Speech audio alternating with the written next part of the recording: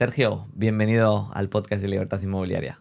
Muchas gracias por recibirme y bueno, un saludo a todos, que creo que tenemos mucha gente en común que nos sigue. Totalmente. Sergio, bueno, para abrir esta entrevista me gustaría preguntarte cómo se te ocurrió empezar a invertir en inmuebles. ¿Cuál fue ese motivo? O sea, ¿por qué dijiste, venga, voy a empezar a invertir en inmuebles? Grandísima pregunta. Pues bueno, lo curioso es que a mí me gustaba mucho la bolsa cuando tenía 18, 19 años y empecé a leer mucho sobre el value investing y me formé mucho. Creía que mi vida iba a ir ligada a la inversión en bolsa, incluso a nivel profesional. Y después de ver un poco el trabajo que requería hacer, ¿no?, el análisis fundamental, ¿no?, y empecé a saber un poquito más sobre el tema, me di cuenta que estaba en desventaja respecto a los fondos y a cualquier persona que tuviese más información o acceso a más medios tecnológicos sobre todo. Y por casualidad un día entré en una biblioteca en un viaje que hice con mi familia a Estados Unidos y acabé con una copia de Padre Rico, Padre Pobre, que creo que se llamaba Papá Rico, Papá Pobre. No estaba, creo que era en latino. ¿No? Sí. Y escuché lo que decía y dije, bueno, sobre todo el tema del apalancamiento en inmuebles es lo que me llamó la atención. Y fue probarlo y aprender sobre la marcha. No me formé mucho más en ese sentido. O sea, me arriesgué un poco. También hablamos de 2015, creo que era, que no había ese boom de formación y de interés del sector. Estaba muerto, sí, prácticamente, la inversión. No, claro, esos eran años de mínimos históricos. Bueno, históricos no. Hay mínimos de los últimos, desde el boom. Yo creo que 2015, sí, pues por ahí, en Valencia yo creo que por ahí tocaría suelo la vivienda. Yo creo que sí. De hecho, lo veí, eso que estás aprendiendo mucho sobre algo, pero cuando eres joven no tienes casi dinero. Y decías, tengo que ahorrar como un loco. Y por eso estuve yo como 3 veranos sin hacer nada. Solo trabajaba y ahorraba. Y me intentaba preparar para mi primera inversión. Sí, pero ¿cuál era el objetivo? O sea, ¿lo compraste porque dijiste, bueno, creo que es una buena forma de rentabilizar mi dinero? ¿O era como, pues quiero tener unas rentas pasivas con la idea de ir construyendo un patrimonio poco a poco para ir siendo más libre? ¿O simplemente quiero experimentar? ¿Cuál era? O sea, ¿por qué lo hacías? Lo hacía porque quería ser más libre poco a poco, ¿no? Entonces yo muchas veces pienso que cada inmueble recupera un 15% de mi vida, ¿no? Entonces a medida que compro más inmuebles, en función de lo que generen, recupero X% de mi vida. Y el 100% sería tu estilo de vida, ¿no? Tus gastos mensuales es el 100%, ¿no? Pero con un margen. O sea, por ejemplo, yo para ser libre, eso con mi estilo de vida actual, y la cifra va a variar en función de si tienes hijos o no, de responsabilidades, si tienes un padre o una madre dependiente. Quiero decir que no solo estamos nosotros en esto. Inicialmente, para mí eran 3.000 netos. Siempre lo pensé, ¿no? Si llego a 3.000 netos, que en muchos casos pueden ser 5 o 6 inmuebles apalancados, a lo mejor, podrías llegar. Conforme fui creciendo, también me di cuenta, primero, que tenía que esforzarme por ganar más, no simplemente por conseguir esas rentas. Entonces me di cuenta que quería una vida mejor y aparte pues tengo más responsabilidades ahora. Entonces para mí esa cifra se movió a 6.000 netos, ¿vale? No solo para mí, sino también para, aunque tu pareja trabaje, pues para darle más apoyo económico a la unidad familiar. Total. Sí, o sea, has dicho ahora de que como que querías ganar más, ¿no? Y trabajar más también y, o sea, con el objetivo de tener más ahorros para poder también invertir más. Uh-huh. Yo creo que esto es un punto bueno y es que muchas veces, no sé, a ver qué opinas tú, como que nos obsesionamos con los ingresos pasivos, uh-huh, como que parece que todos los ingresos que no sean pasivos no sirven, como que son una mierda. Y yo cada vez, o sea, mira que yo abogo mucho por la libertad y por los ingresos pasivos 100%. Pero que creo que, jolín, que los ingresos activos son muy válidos también, que durante un tiempo te van a servir como gasolina y que al final también es, pues oye, el trabajo, la dedicación que estás poniendo, que no solo es dinero, también te estás desarrollando, estás conociendo gente gracias a tu trabajo, etcétera, etcétera. Entonces, que parece que demonizamos todo lo que es de alguna manera, cambiar tiempo por Sí. dinero, y creo que es muy necesario y es bueno también. Yo estoy súper de acuerdo. De hecho, yo he hablado de esto últimamente cuando me han preguntado o en algún vídeo. Creo que esto de los ingresos pasivos es fantástico, pero cuando la gente se obsesiona, como has dicho tú, por es que lo activo, mi trabajo, tal, es porque creo que no están haciendo lo que deberían hacer con sus vidas. Quiero decir, yo cuando no me ha gustado mi trabajo o cuando he estado en una situación en la que no me gustaba, estaba incómodo, yo anhelaba la libertad financiera en el sentido de ojalá no tener que aguantar a este jefe, a este tal. Pero cuando estás cerca o la consigues, eso lo que te permite es poder trabajar en lo que a ti realmente te guste. Y yo soy más feliz, muchísimo más feliz por lo que hago día a día que por los ingresos que obtengo. Y además, por muy buenas que sean las rentas inmobiliarias, si tú estás ilusionado con un proyecto, emprendes en lo que sea, es más fácil que ganes dinero. Hay más riesgo, pero puedes ganar mucho dinero también, que te puede permitir invertir más y todo eso. Pero sobre todo, esa realización personal no te lo van a dar. Las rentas para mí es como eso que te va entrando, que te mantiene con paz mental, que da tranquilidad a la familia. Pero yo no creo que debería ser lo único. Yo creo que es un súper buen complemento y que si pasas un momento malo económico te puede salvar de un drama familiar. Pero creo que si lo consigues, llegas a los 3.000 euros netos, por ejemplo, y dejas tu trabajo, es raro no sentirse muy vacío. Entonces, quizá es un buen momento para decir, voy a hacer algo más con mi vida, algo distinto. Te da esa libertad de opción Qué guay. que no la tienes de otra forma. Sí, yo incluso lo veo como que no es blanco o negro, parece que es o soy libre y puedo dejar mi trabajo o no vale para nada. Y es como, vamos a ver, Sí, tal cual. que si tienes 2 inmuebles y oye, te deja un cash flow de 700, 800, 900 euros, oye, que eso ya está bien.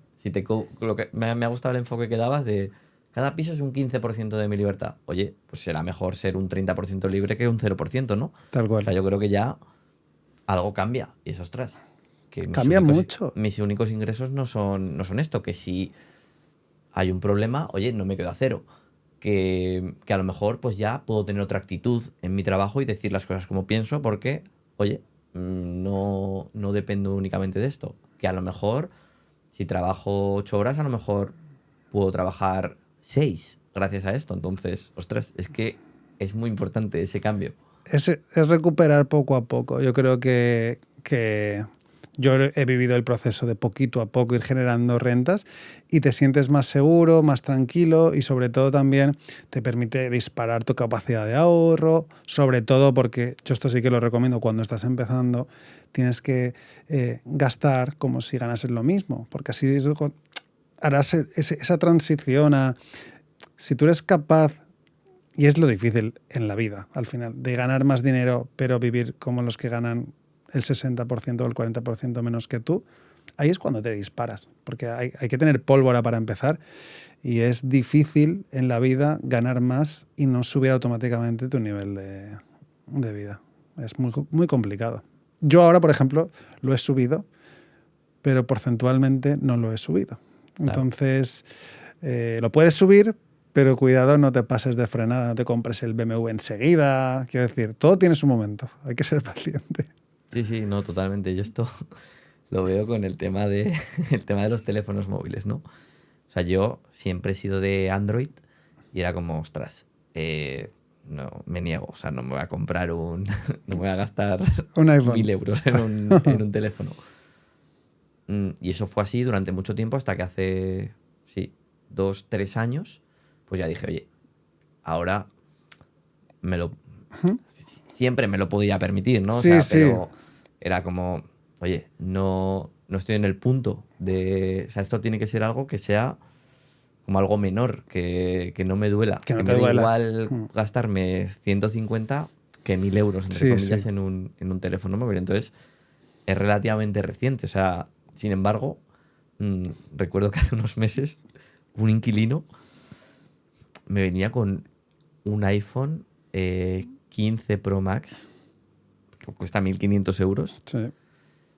Y, ostras, era un inquilino que ganaría eso, sí, por ahí. Ganaría unos 1.400 euros, 1.300 y llevaba ese teléfono. Entonces, ostras, claro, financiado, por supuesto, etcétera, etcétera. Entonces, creo que es un buen punto de saber en qué momento y también qué valoras, ¿eh? Que, ojo, Claro. puede que haya alguien que le encante la tecnología y ese sea su capricho anual. Pues perfecto.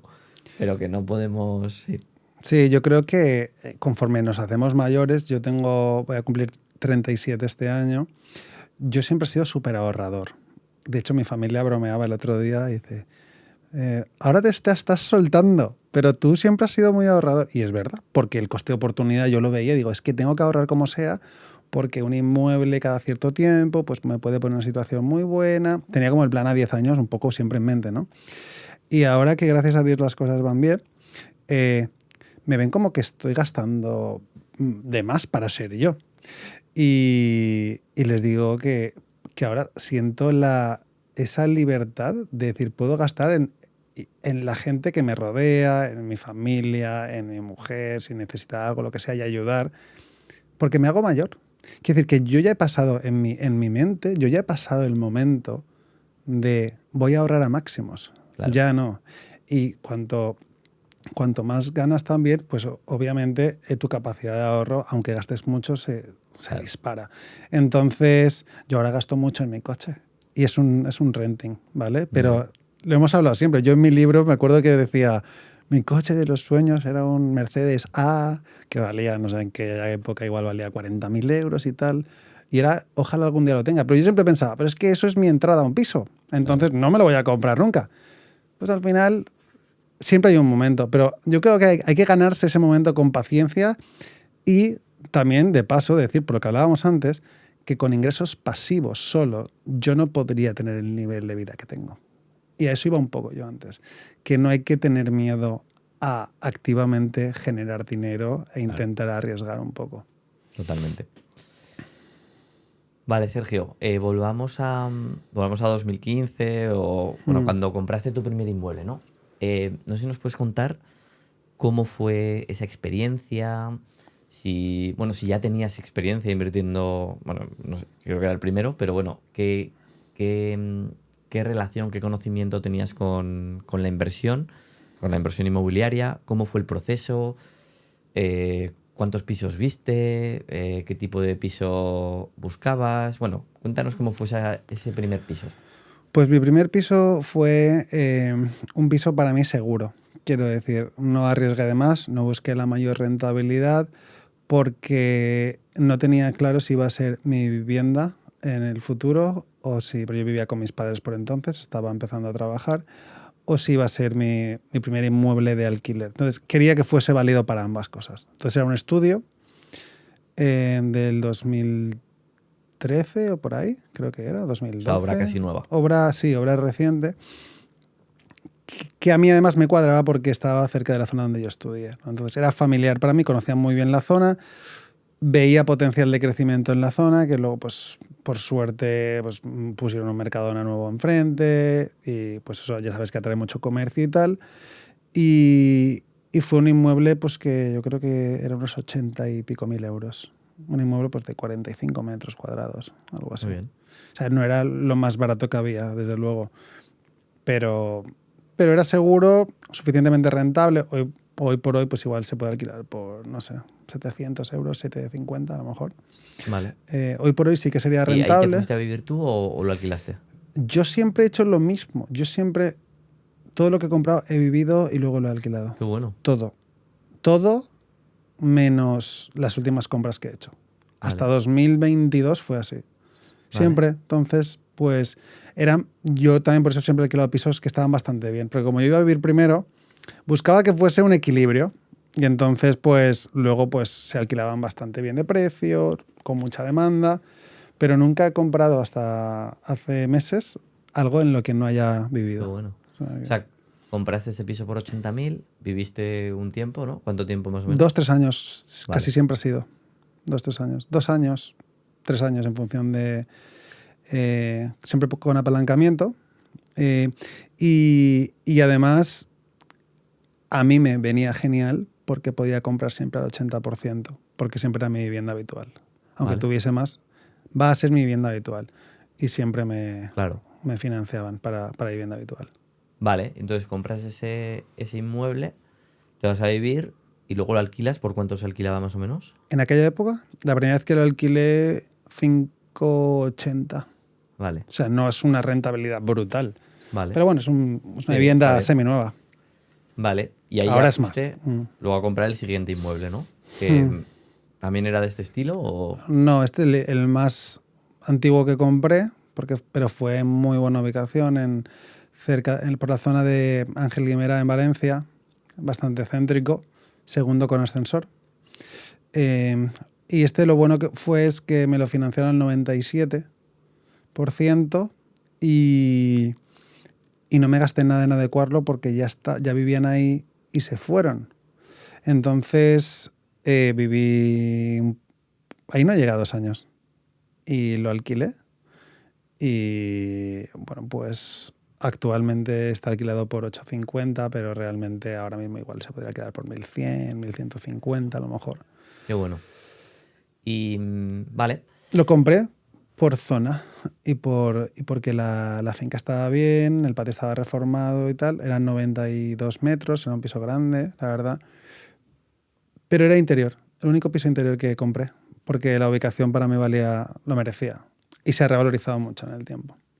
qué bueno. Sí, no, desde luego que el momento... O sea, los años han sido muy buenos, ¿no? De Bueno, revalorización, especialmente también en Comunidad Valenciana y en Valencia. Y en ese sentido, súper bien. ¿Puedes explicar un poco cuál es tu...? Porque quizá este tipo de inmuebles que tú has comprado son mejores que muchos inversores que quizá buscamos o buscan pues más la rentabilidad pura y dura pura. del alquiler, ¿no? ¿Por qué lo has hecho tú así? Y bueno, sí, Pues yo creo que cada uno, pues hay múltiples estrategias para lograrlo, ¿vale? Yo buscaba generalmente algo que diese un 6 netos, si fuese sin apalancamiento, aunque realmente yo siempre intentaba medir cuál iba a ser el retorno sobre mi capital, porque yo todo lo he comprado con deuda, ¿no? Entonces decía, bueno, con que llegue a un 9 o un 10 me sobra, ¿vale? Si le saco un 9 o un 10 hablamos de, sobre el capital. pero hablamos de TIR, hablamos de ROCE, Roce. vale, Sí, roce, ¿vale? O sea, si meto 20.000 euros, ¿cuánto me está rentando, ¿vale? Neto de todos los gastos. Y me aproveché mucho por eso intenté también apalancarme bien y al final pues lo hacía porque yo, quizá eran ilusiones mías, pero yo a Valencia le veía una ciudad muy infravalorada porque yo había estado fuera en muchas ciudades de Europa y Estados Unidos y decía, ¿cómo es posible que una ciudad que tiene ciertas cosas bastante importantes, estos precios sean los que son? O total. sea, creía que le faltaba estallar. Y dije, pues voy a comprar algo que si creo lo que va a pasar, que puede pasar sin saber obviamente plazos, pueda beneficiarme de tanto de apreciación de las rentas, que es lo que ha pasado, se han doblado las rentas, se han doblado en Valencia, y de valor patrimonial, ¿no? Entonces, pues básicamente casi todo lo que yo he comprado vale, los primeros que compré valen el doble. Y lo que hablábamos un poco fuera de cámaras, ¿no? Pues que el doble de 120 pues son 120, digamos, y de un piso de 40 pues son 40. Entonces, a la hora de en un futuro que yo planteaba el ampliar hipotecas, no utilizar ese equity de las viviendas, pues me podría permitir entrar en más oportunidades. Lo hice por eso. No, total, es un buen debate que hemos tenido antes, que también para, o sea, hacerlo público, pues yo le decía a Sergio, vale, o sea, está claro que en valor absoluto, pues claro, si los precios se duplican y tú has comprado un inmueble de 100, pues ese inmueble pasa a valer 200, ¿no? Has ganado 100. Si tú has comprado un inmueble de 50, que se duplica, pues has ganado 50, ¿no? Se pone en 100. Claro, aquí decíamos, en el mercado inmobiliario muchas veces faltan datos y tiramos pues de suposiciones, de no, es que un piso con ascensor se va a revalorizar más en porcentaje, o es que este tipo de inmuebles se va a revalorizar más o menos. Yo creo que muchas veces nos faltan datos, pero sí que es cierto lo que tú dices, que si tu medida es el número de inmuebles, pues claro, a la hora de revalorizar, si solo puedes comprar uno, el que es más caro, o sea, el que tiene más valor, mejor dicho, precio más alto, claro, te va a producir una apreciación mayor. Pero, a ver cómo lo ves tú. También es cierto que en lugar de uno de 100, puedes haber comprado dos de 50, ¿no? Es cierto que, oye, pues lleva el doble de trabajo, el doble de gestión y tal, pero si suponemos que no sabemos cuál se va a revalorizar más, sería equivalente, ¿no? Correcto, de hecho yo muchas veces cuando la gente empieza yo recomiendo que en función de su poder adquisitivo puedes comprar perfectamente 2 pisos de 70.000 euros y no tienes que irte a uno de 140 actualmente. Lo que pasa es que ahora, o sea, yo la revalorización que hemos visto en los últimos 5 años, no creo que se vuelva a repetir en los próximos 5. O sea, creo que queda un buen ciclo, pero creo que la revalorización va a ser un poco más suave, ¿vale? A partir de ahora. Aunque con las medidas que se están tomando nunca se sabe, igual la cosa se vuelve un poco loca. Pero podrías haberlo hecho con 2. Lo que te comentaba es que si con 20.000 euros yo podía comprar un piso de 100.000, pues, ¿por qué no? Más que nada, yo siempre he pensado que la única diferencia importante que veo es que un tercero con ascensor o un tercero sin ascensor, que puede ser el eterno dilema, ¿no? De cuánto tienes que exigirte de menos o de más por comprar uno u otro, es que el tercero sin ascensor, en una ciudad como Valencia, te lo puede comprar una familia de 4 extranjera, por ejemplo. Sí. Entonces, el precio a pagar por una familia que va a comprar como vivienda habitual siempre será más alto que el precio de un inversor o de una familia que no pueda comprar o que tenga que comprar sin ascensor, ¿no? Entonces, yo siempre he visto el gap ahí en que este inmueble que compro podría ser adquirido por una familia de un buen poder adquisitivo. Entonces, aquí en Valencia, por ejemplo, un piso como el que yo vivo ahora, por ejemplo, yo lo compré por 130, por dar una cifra. Luego lo reformé.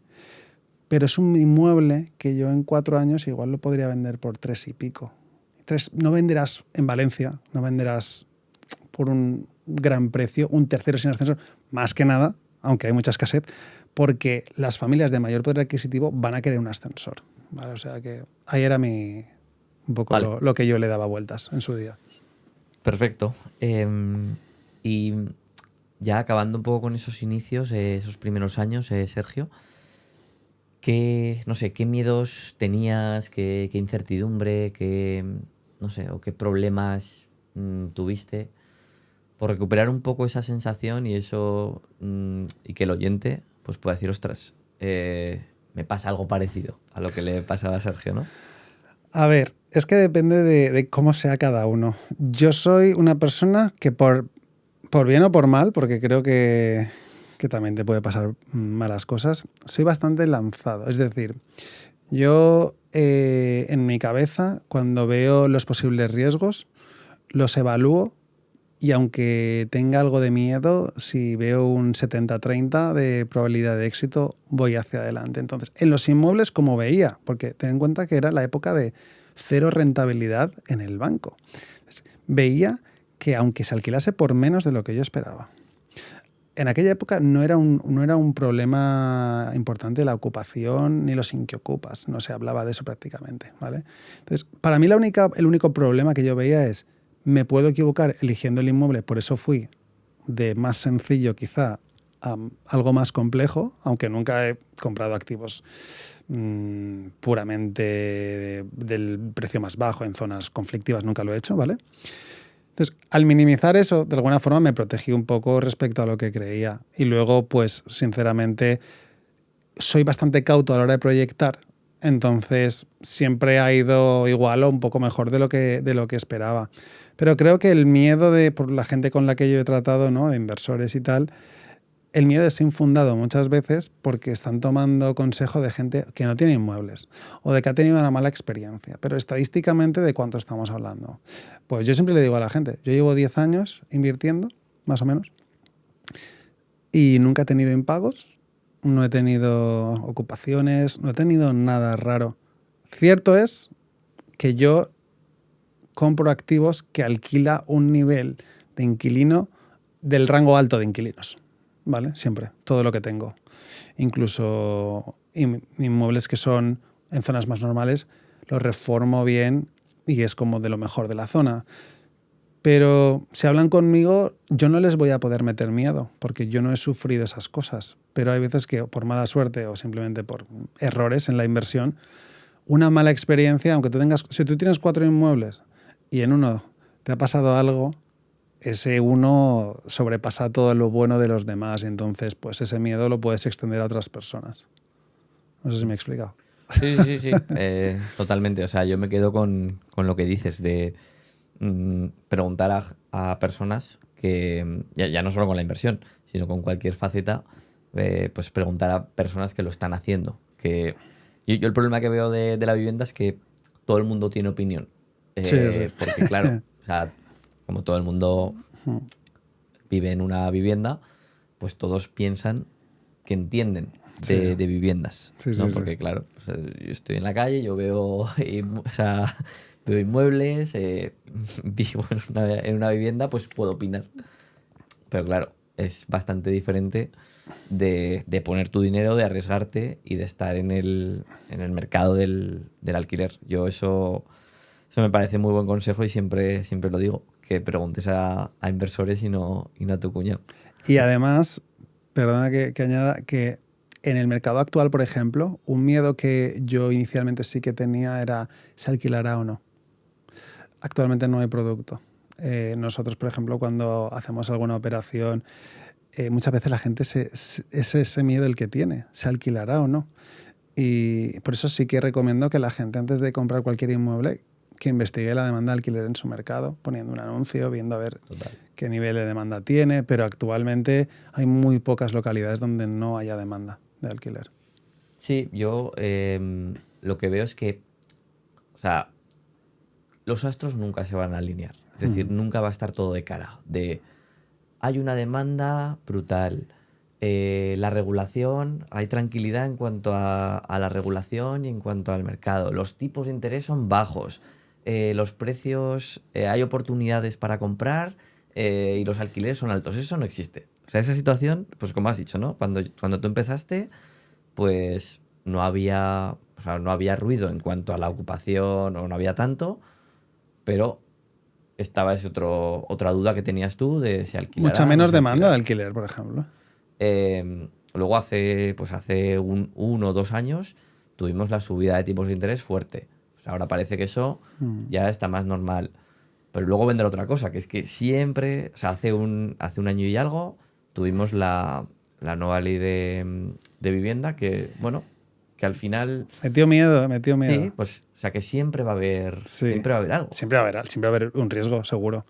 Y de hecho, lo que comentabas tú es, bueno, todo lo que has mencionado es completamente cierto. Nunca va a haber una situación. Si la situación es perfecta, probablemente el precio lo va a reflejar de alguna forma. O sea que no. Para mí, algo que ha pasado recientemente que yo a la gente le decía, es como un poco, no sé cómo explicar, no sé qué palabra utilizar, pero cuando subieron los tipos mucho, yo cuando hacía directos la gente me preguntaba, ¿me espero o no me espero? Y les decía, tened en cuenta una cosa, la oferta no va a mejorar. Ahora mismo con los tipos de interés tan altos tenéis menos competencia de compra. En cuanto bajen los tipos van a subir los precios porque va a haber mucho más comprador que entre. Y yo personalmente creo que he invertido más con los tipos a los niveles un poco más altos que estaban que nunca. Y menos mal, porque es que han Claro. subido los precios 50.000 euros por Sí, unidad. Entonces, hay que pensar que cuando los tipos son altos, aunque la rentabilidad vaya a bajar inicialmente, porque siempre puedes subrogar, tú digamos que estás fijando tu coste de deuda a un nivel que no puede ser nunca peor, solo puede ir a mejor. Si eso financias fijo. a tipo fijo, claro, Eso, que es eso te lo iba a que preguntar. ¿Tú haces tipo fijo yo siempre? siempre. Y yo, por ejemplo, inicialmente financié al 2,7, 2,8, 2,9 las primeras operaciones y cuando hubo una bajada de tipos las subrogué todas al 1,1. Qué bueno. Entonces, perfecto, ¿no? Y en este caso haré lo mismo. Si ahora en un año y medio hay una recesión global o lo que sea y hay que bajar tipos porque Europa está enferma o lo que sea, pues aprovecharé y si puedo subrogar al 1,7, al 2, lo haré. Claro. Pero digamos que te cubres. Entonces, en ese momento mucha gente esperó. ¿Y qué ha pasado? Pues que ahora si quieren comprar, van a tener que comprar 40.000 o 50.000 euros más caro. Claro. Sí, yo creo que muchas veces se ve, o sea, en lo que mucha gente está pendientes del precio, ¿no? De a ver a cuánto puedo comprar y como intentando predecir el mercado. Y yo, Imposible. o sea, hubo un momento en el que yo también pude tener esa preocupación, ¿no? De decir, ostras, hace unos años que parecía que los precios iban a caer, ¿vale? Y estaba como claro, la gente lo tenía claro. Y yo digo, vale, si aunque supiera a ciencia cierta que los precios van a caer, yo estudié el mercado de qué había pasado en los últimos 20 últimos 20 años. Incluso en los años de mayor crisis, pues de mayor caída, no sé si era, creo que era 2009 y 2011, a nivel España, los precios cayeron un 8%, ¿vale? Habrá zonas donde más, menos. Pero que esa de alguna manera lentitud, dices, bueno, es que aunque digas, el mercado va a caer el año que viene un 5%, yo aún así compro, porque ya lo vas recuperando con el alquiler, pones tu dinero a trabajar, empiezas a devolver dinero al banco, pero es que además no sabes lo que va a pasar. Sí, lo entiendo. Entonces, Sí. yo siempre ha sido como... Y es que el problema es que dentro de un año, eres un año más viejo, el banco, pues es un año... O sea, es un año más mayor para el banco. O sea, eso para financiar. No hay nada que hacer. O sea, tengas la edad que tengas, cuanto antes financies, mejor. Más plazo te van a dar, etcétera, etcétera. Entonces, creo que muchas veces vemos el riesgo de comprar y que salga algo mal, pero no vemos el riesgo contrario. Yo, para mí, creo que, de hecho, estaba intentando buscar, porque hace un par de años, un año y medio, 2 años, hice un directo en YouTube que le llamé algo así como superciclo inmobiliario. Y me acuerdo que decía que de 2020 a 2030 iba a ser lados muy buenos, ¿vale? Y la razón, aunque no sabemos lo que va a pasar en el futuro, lo enfocaba más a mi mercado, ¿vale? A Comunidad Valenciana y tal. Pero la razón era el gran problema de oferta que ya se veía que iba a haber. Y la demanda que estaba viniendo, sobre todo internacional, también muy fuerte.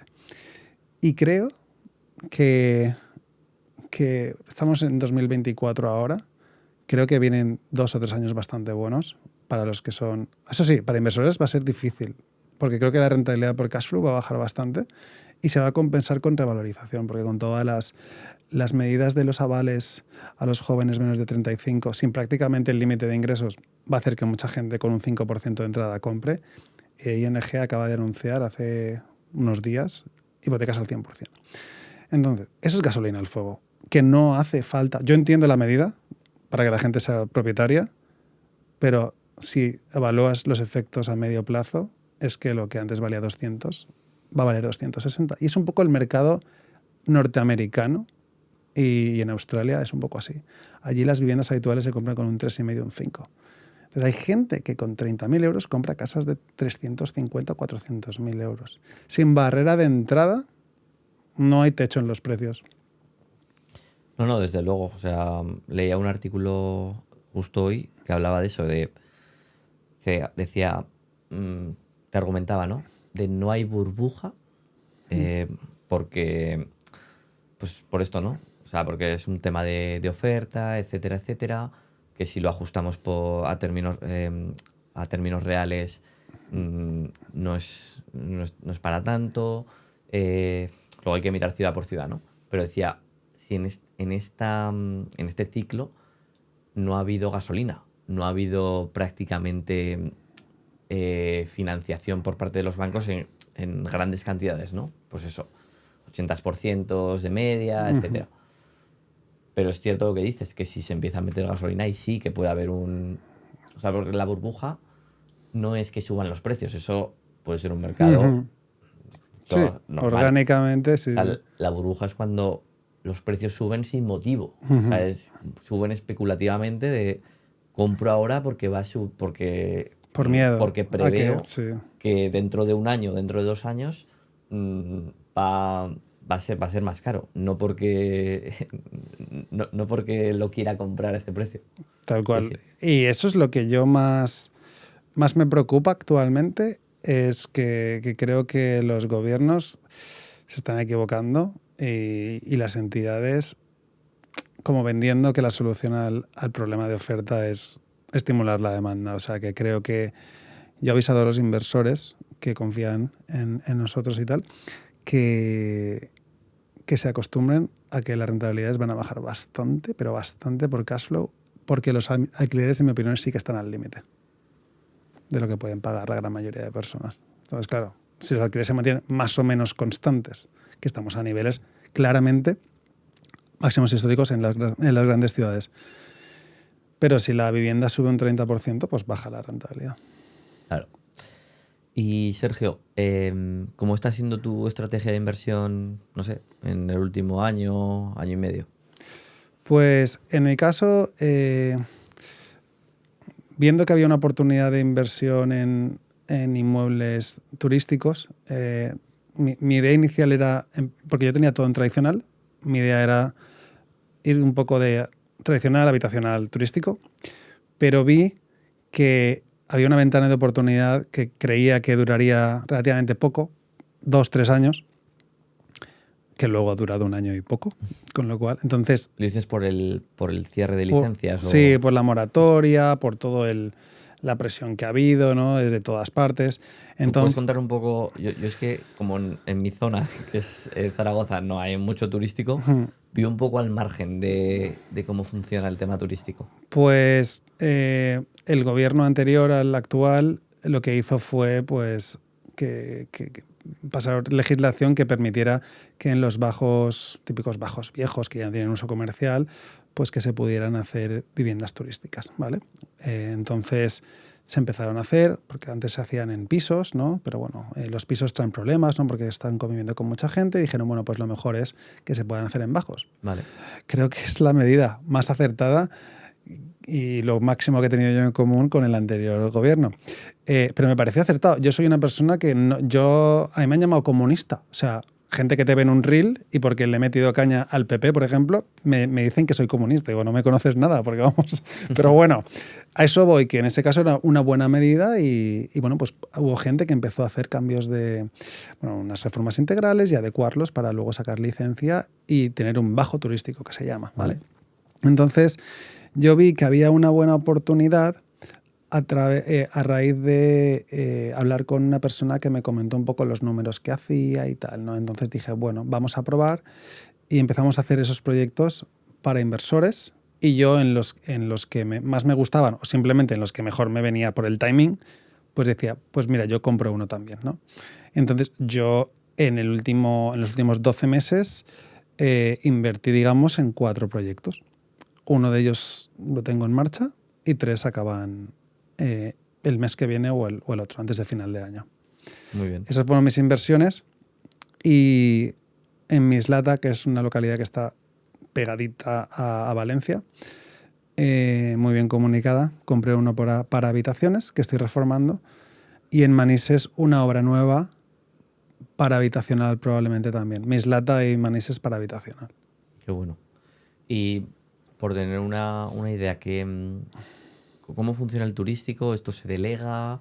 ¿Y no sé, qué rangos puede haber de rentabilidad? Pues, a ver, los turísticos empezaron vendiendo entre 120, 130. Nosotros solo hemos sacado hasta 160. Y actualmente, si vas a Idealista, pues hay muchos por 180, 200, ¿vale? O sea que ha subido bastante. Suelen ser inmuebles de entre 30 y 40 metros útiles, no más, ¿vale? Y pueden generar netos después de gestión que se suele delegar a empresas que solo se dedican a eso y que suelen cobrar entre un 20 y un 25% de la facturación bruta, ¿vale? Estamos hablando de generar entre 1.200 euros a 1.800, 2.000 euros netos, ¿vale? Netos para el propietario. O sea, hay un rango que es bastante alto, porque hay zonas muy distintas, obviamente, que pueden generar... Obviamente, si compras inmuebles que están más alejados del centro, también te cuestan menos en la compra. Pero la rentabilidad yo creo que puede estar neta de lo que realmente llega entre un 10 y un 13, algo así. Vale. Y bueno, cambiando un poco de tema, Sergio, también porque la gente te conozca, me gustaría preguntarte un poco bueno, sí, cómo fue tu infancia, qué querías ser de pequeño y si al final has acabado haciendo algo parecido o nada que ver.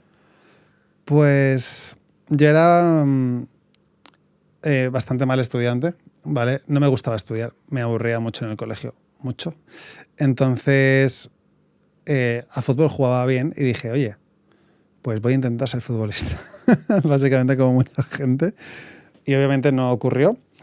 Y dije, bueno, pues hay que estudiar. En mi familia siempre me decían que había que ir a la universidad, bueno, temas familiares y tal.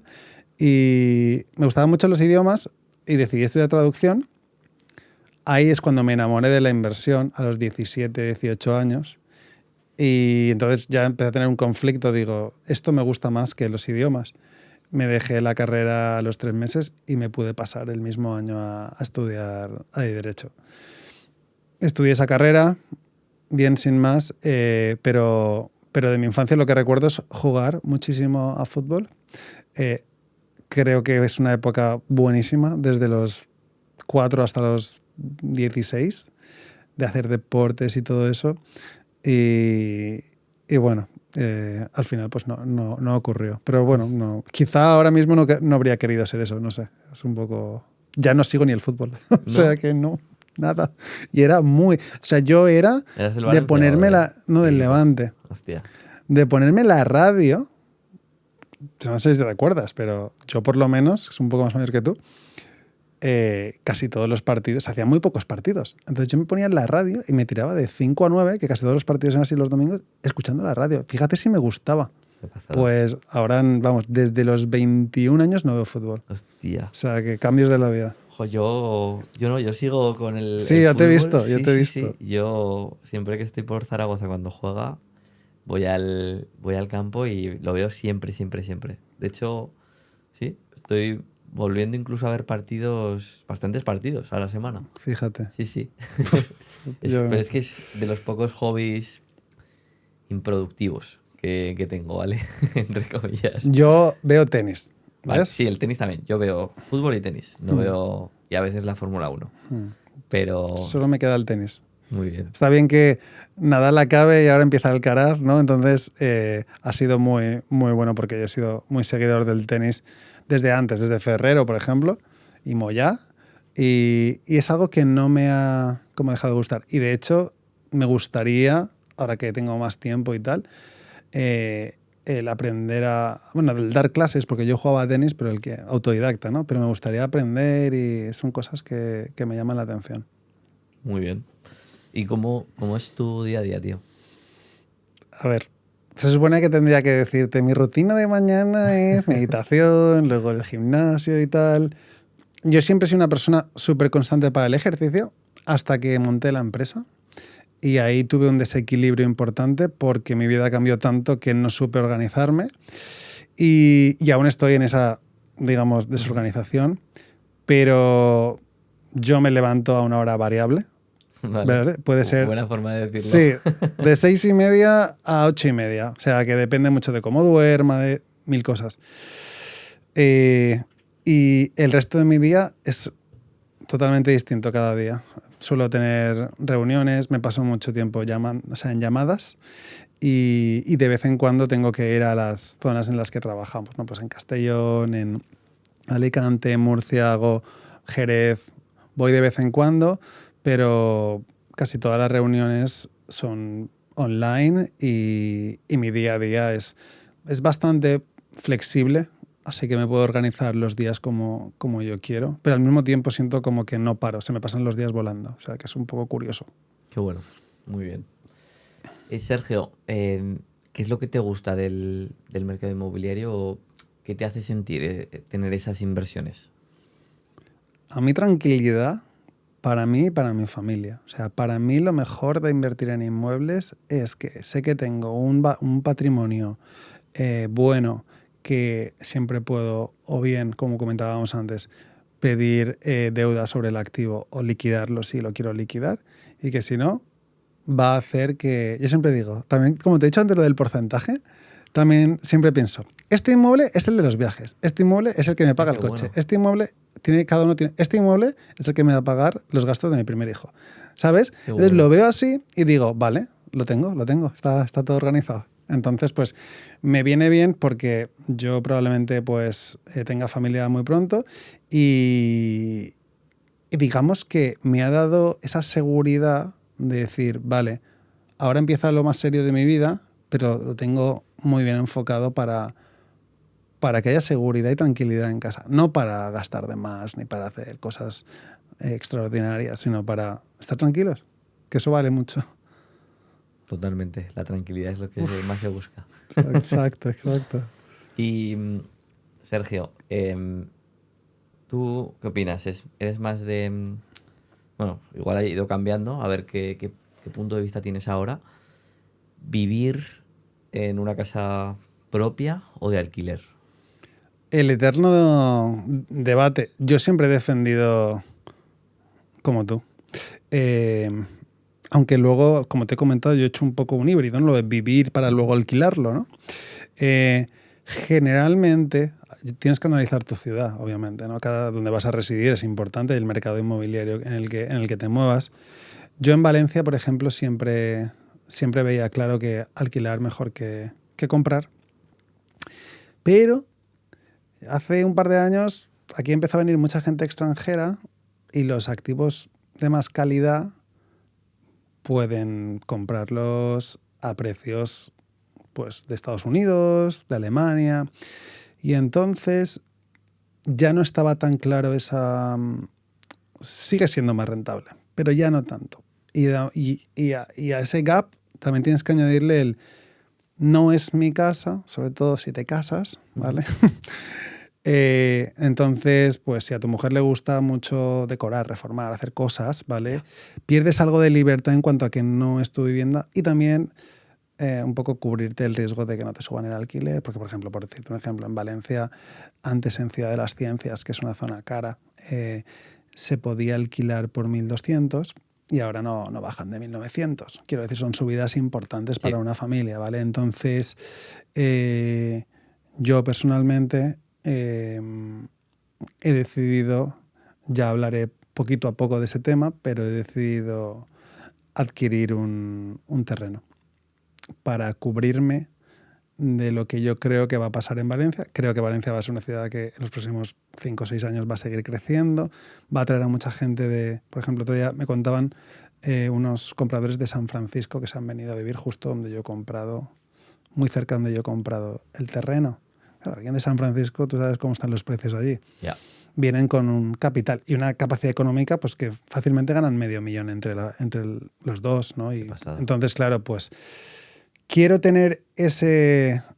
Y lo hago siendo consciente de que es un capricho y de que siempre dije que no lo haría, pero tampoco, nunca creí que iba a poder malgastar un poco mi dinero de esa forma, ¿no? Pero solo lo he hecho después de haber construido el castillo un poco, digamos. Es que el orden de los factores sí que altera el producto. O sea, yo pienso bastante parecido a ti. O sea, una cosa son los números.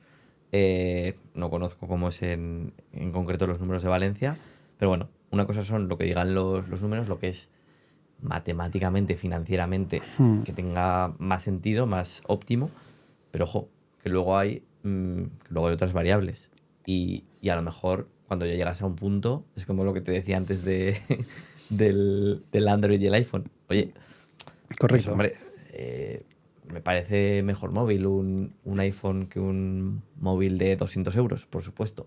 Único que... No, pero es que es muy distinto, porque lo que comentabas es, yo me planteo esto. O sea, yo siempre he querido vivir en una vivienda o que yo me proyectaba que podía valer entre 400 y 600.000 euros en Valencia, ¿vale? En un rango de buenas viviendas de Valencia. Y eso con una pareja, por ejemplo, puedes ir a medias y si tienes 2 buenos salarios puedes entrar quizá, pero te sale una hipoteca muy alta. Si no sigues ese paso, que es lo que yo recomiendo a la gente que nunca haga y que empiece a invertir y tal, si tú, por poner una cifra, llegas a poder tener los 3.000 euros, por ejemplo, iniciales que hablábamos de rentas pasivas, más tu trabajo, que sigues trabajando y tal, pues quizá a partir de ese momento, quizás si te apetece, porque te apetece y porque te lo has ganado de alguna forma, pues quizá puedes comprarte algo que ya es más una compra muy híbrida.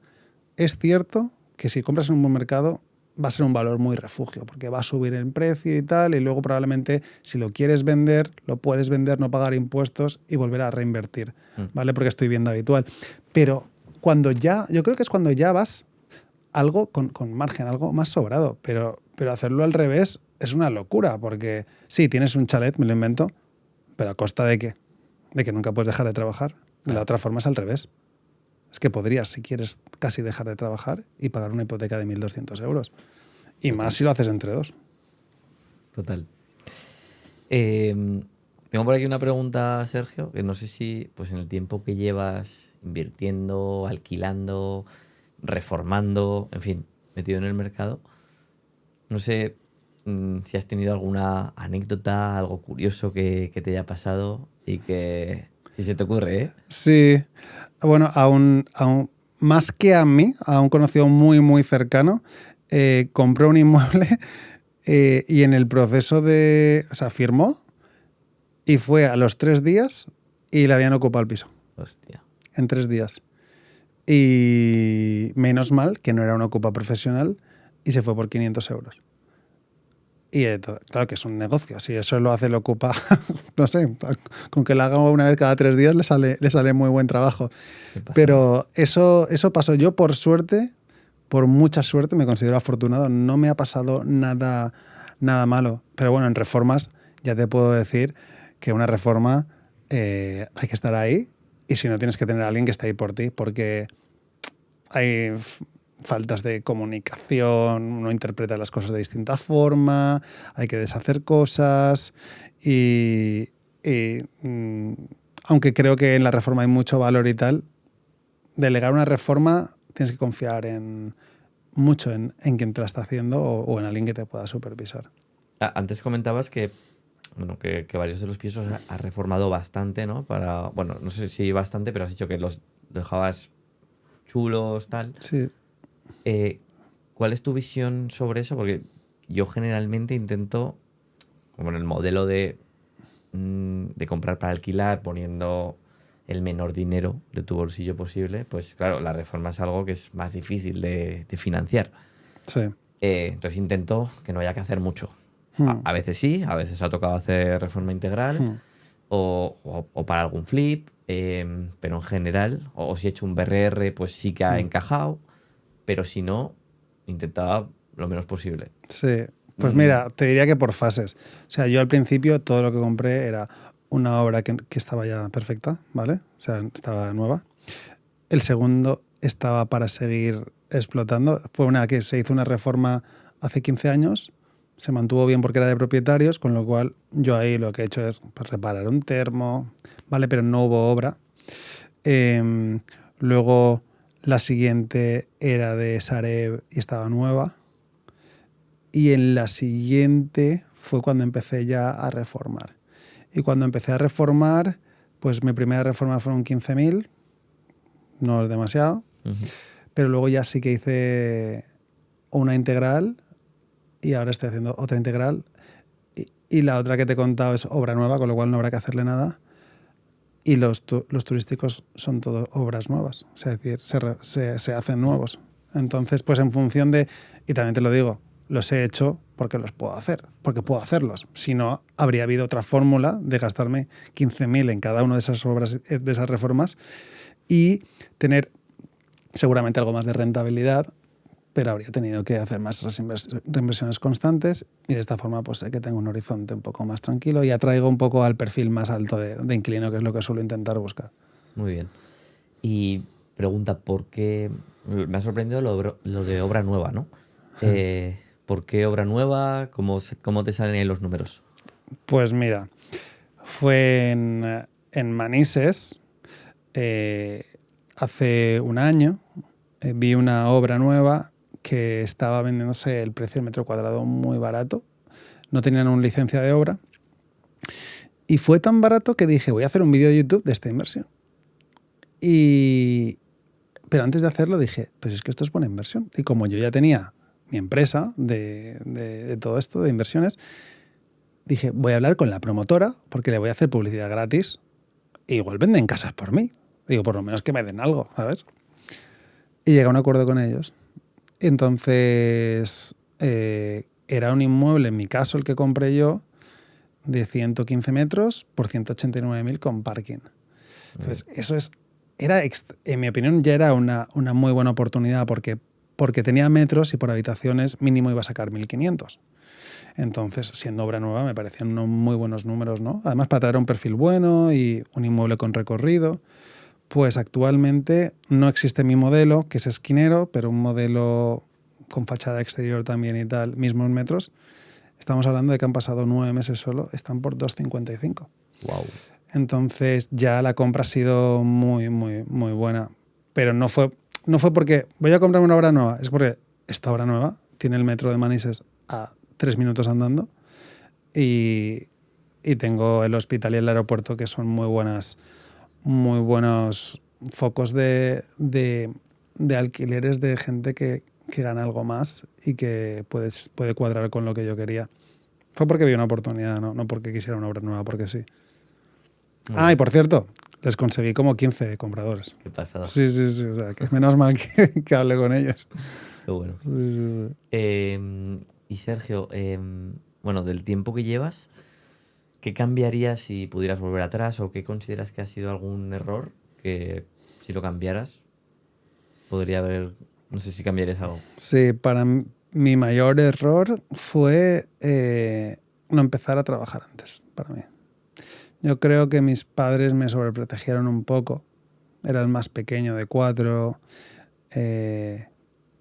Mi padre viene de una familia muy humilde, pero él trabajó mucho y nosotros hemos crecido bastante bien. Y como que me protegía mucho, en plan de no sufras lo que yo tuve que sufrir, quizá. Yeah. Y eso me hizo, para mí, madurar algo tarde. No fue hasta que me fui de casa que realmente empecé a... Y a veces, por eso yo cuando hablo con gente que lo ha tenido más difícil de pequeños, han crecido mucho más rápido.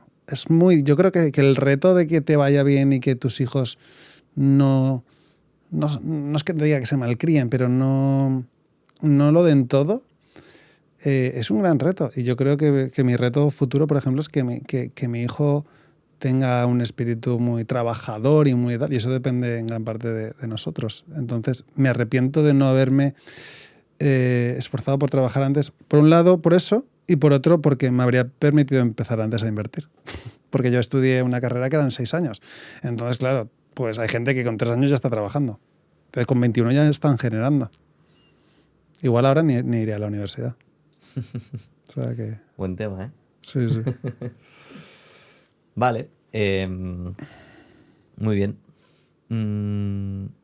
Bueno, yo creo que así como siguiente tema, Sergio, no sé si, claro, imagina que vas unos años atrás, quizá ahora ya pues tienes otro círculo de gente, ¿no? Pero unos años atrás, cuando intentabas hablar de inversión, de lo que hacías con, no sé, con tu círculo, con tus familiares, ¿cómo era esa experiencia? ¿Recibías apoyo o no había incomprensión? ¿Cómo recomiendas también manejar esto? ¿Contarlo, no contarlo? Porque muchos de los oyentes del podcast están en esa situación, ¿no? De, ostras, me siento un poco diferente a mis compañeros de trabajo, a mi grupo de amigos, a mis familiares, incluso a mi pareja. Entonces no sé muy bien qué hacer. Aquí te puedo contar bastantes cosas, porque es que es un tema muy recurrente y que yo en este sentido he tenido bastantes experiencias. Mira, yo cuando empecé a invertir, que era el mejor momento, tenía amigos que llevaban más tiempo trabajando que yo, porque habían estudiado carreras igual de 4 años, o pues no sé, o tenían más ahorros que yo no tenía muchos ahorros. Y por más que les dijera, no invertían, ¿vale? O sea, invirtieron hasta más tarde que yo. Y me acuerdo que alguno hasta que leyeron un libro que yo hice en plan ebook antes de escribir el libro. Y con ese ebook me dijo un chico, que además era de los mejores de la carrera del colegio y tal. Me dijo, hostia, esto que has escrito, tío, creo que voy a empezar a invertir en inmuebles. Entonces aprendí que tampoco hay que insistir de más. Creo que la gente abre los ojos cuando ellos mismos se sienten preparados y forzar el argumento y tal, no, en mi opinión, no es muy efectivo. Y luego también está el tema, por eso me he reído un poco, comentabas, ¿y tu pareja? Porque claro, si estás muy desconectado es complicado. Sobre todo por el nivel de... ¿Sabes? El tema del dinero es un tema delicado. Entonces, hay gente que no le gusta hablar de dinero, ni en pareja. Yo me acuerdo con mi pareja, que me acuerdo que nos íbamos a casar, y le dije, cariño, ¿pero cuánto tienes ahorrado? Porque es que nos vamos a casar, ¿no? Entonces, ya veremos cómo aportamos cada uno, pero son cosas que yo necesito saber porque claro, nos casamos. No es que quiera juzgarte ni nada, ¿no? Y ella no estaba preparada. O sea, es un tema que, yo nunca he hablado de dinero, ¿vale? Ostras. Entonces... pero obviamente al estar conmigo, pues poco a poco ella ha ido normalizando hablar de esas cosas. Pero yo hasta el punto que sentí que para que mi pareja pudiese vivir un poco el... Porque claro, yo estoy metido un poco en un tema que es muy intenso, ¿no? Son muchas inversiones, no sé qué, no sé cuántos. Y le dije, creo que por nuestro bienestar futuro tienes que formar parte de la empresa. Y es la que controla las redes, ¿no? Sobre todo Instagram. Y te parecerá una tontería, pero no lo es, porque si yo estoy 8 horas, 10 horas comentando temas de inversión y tal, que hay otras cosas en la vida, sí, pero si ella se siente totalmente fuera de un mundo, porque esto no es como un trabajo que tú llegas a casa y puedes hablar de otras cosas, ¿no? Es que es muy intenso. Entonces ella se sentía como, ¿y yo dónde estoy en este mundillo, no? Y pues gracias a eso, pues ella ha podido invertir en su primer inmueble. Qué guay. Y sobre todo ha empezado a pensar sobre inversiones. Ostras. Pero es un perfil de persona que es una chica que es muy inteligente y todo eso, pero no, hay gente que no piensa en eso. Entonces sí que es bueno pues que tú con tu canal, con lo que has escrito, ¿no? Y con todas esas cosas. El otro día hicimos una comida de clientes y te lo habrán dicho 1000 veces, pero se me acercó un chico y dije, es que a mí me cambiaste la vida. Tú nunca lo sabrás, porque tú cuando haces un vídeo, lo haces, acabas y lo subes. Pero siempre habrá una persona, si lo ven 1000, una tendrá un impacto muy fuerte, porque lo habrá escuchado en el momento adecuado. Y cuando te dicen eso, dices, hostia, es que lo que dices y haces tiene mucho impacto. Entonces, es muy bonito, la verdad. Eso, en ese sentido, pues... También te digo que eso te desconecta de gente, lo que hablábamos antes. Si tú vas a una reunión con amigos o con tal y están en otra onda totalmente distinta, pues poco a poco eso te desconecta y te une a otros. Pues sí, eso es la vida, ir cambiando, o sea, no es ni bueno ni malo. para abrirte a nuevas personas, evidentemente, pues relativamente vas a dedicar menos tiempo a otras. Exacto. Sergio, ¿qué es lo que menos te gusta de los inmuebles? ¿Qué es lo que menos me gusta? ¿Qué es lo malo? ¿Qué es lo malo de los inmuebles es, en mi opinión, la legislación actual. Del inmueble no le veo nada malo en sí. Si con un marco regulatorio seguro, me parecería, tal y como yo lo entiendo, una muy buena forma de invertir y de asegurar tu futuro.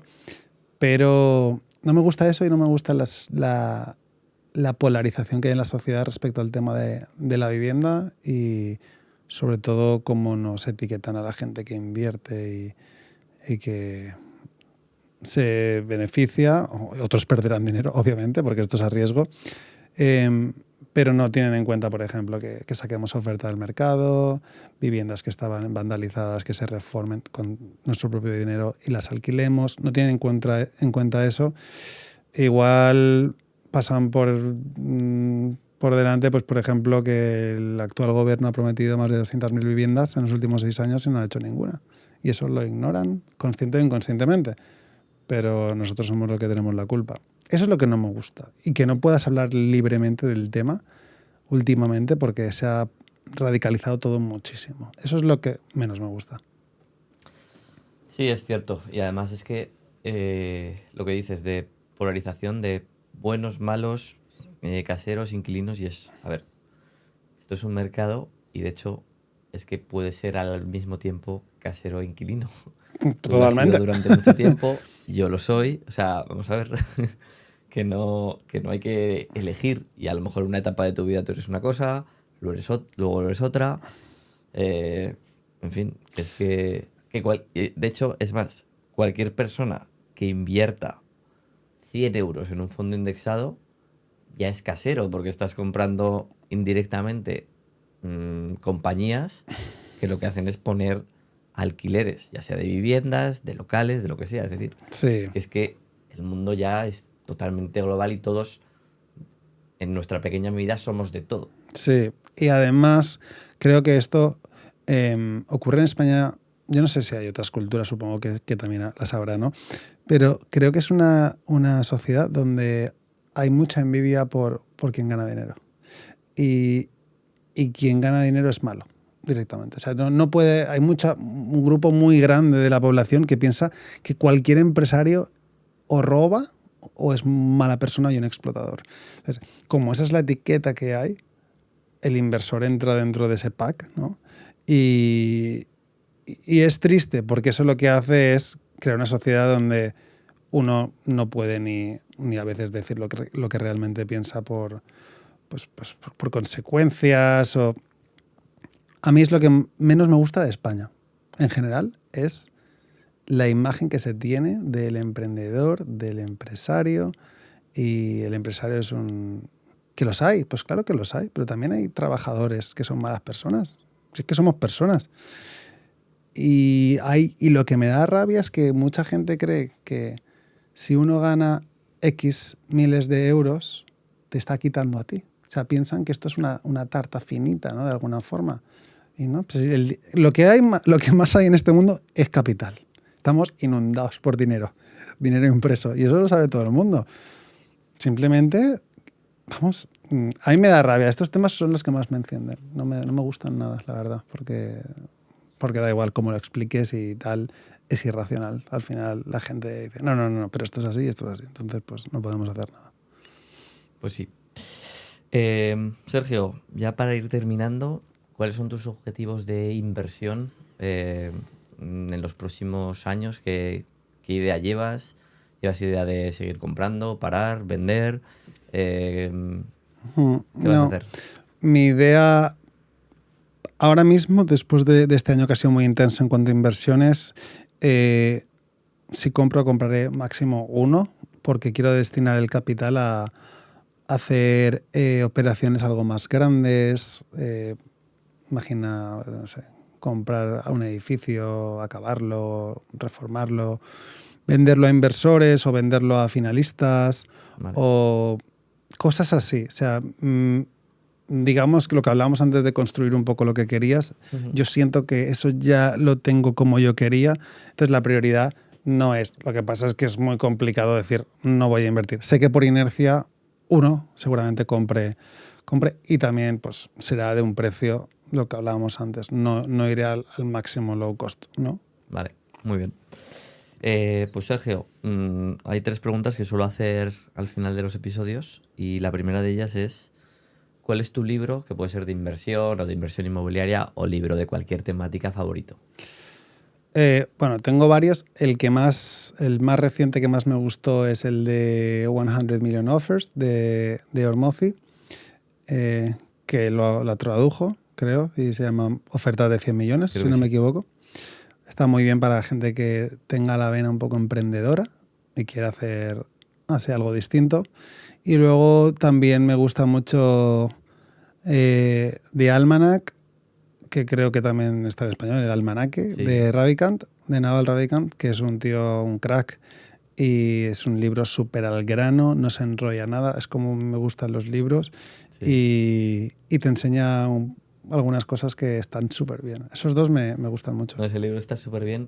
Realmente no es suyo, es de un Sí, seguidor que lo correcto. que hizo fue recopilar todos sus Sí, sí, tweets. sí. De hecho, es gratuito, o sea, lo puedes, si vas a su página en inglés, se puede descargar gratuitamente. Creo que en español lo hizo la editorial de Antonio Rico. Ujú. Antonio Rico es un gestor de un fondo muy chulo, se llama Baelo, y, y lo tiene ahí en español. Está muy bien. Ese libro yo te diría que de sabiduría por palabra es de lo más alto Sí, que sí, hay. sí, exacto, exacto. Muy, muy recomendable los dos.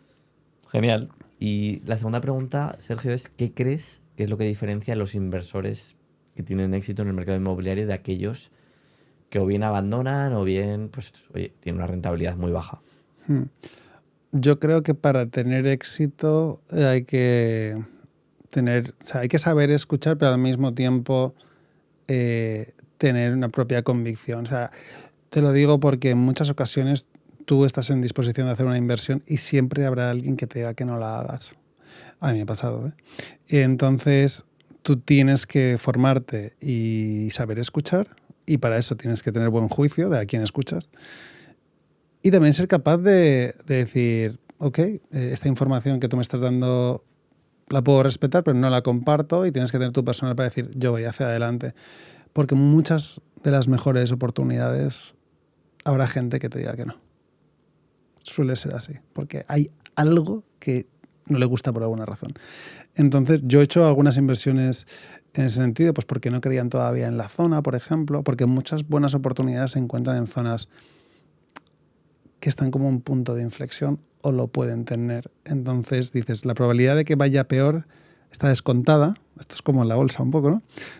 En cambio, si yo creo que la ciudad tiene que crecer por aquí, aquí es muy buena oportunidad. Y las ciudades al final acaban creciendo, las que tienen obviamente demanda, acaban creciendo por donde pueden. Claro. Y en ese sentido, pues yo recuerdo una inversión que varias personas me dijeron, ¿qué vas a hacer? Y dije, bueno, pues yo no tuve ninguna duda. Y luego me dijeron, lástima que no, tal.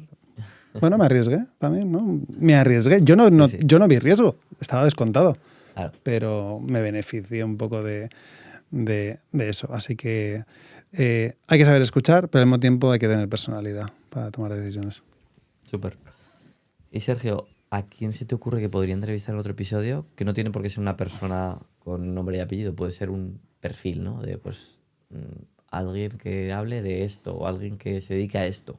Si se te ocurre, ¿eh? Sí, a mí me parecería interesante que entrevistases, hablo de perfil, a alguien que haya emprendido en distintos negocios. Porque, por ejemplo, yo he emprendido en este nicho, ¿vale? Pero no me veo, yo no me considero un emprendedor Ya. como en serie.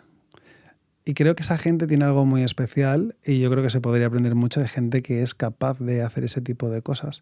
Entonces me parecería muy Mola. interesante el aprender de alguien así. Súper, pues apuntado queda. Sergio, yo creo que hemos cubierto bastante bien, pues cómo inviertes, cómo ves el mercado. Así que muchísimas gracias por pasarte por el podcast. Nada, tío, ha sido un placer y súper entretenido. Igualmente, un Bueno, abrazo, tío.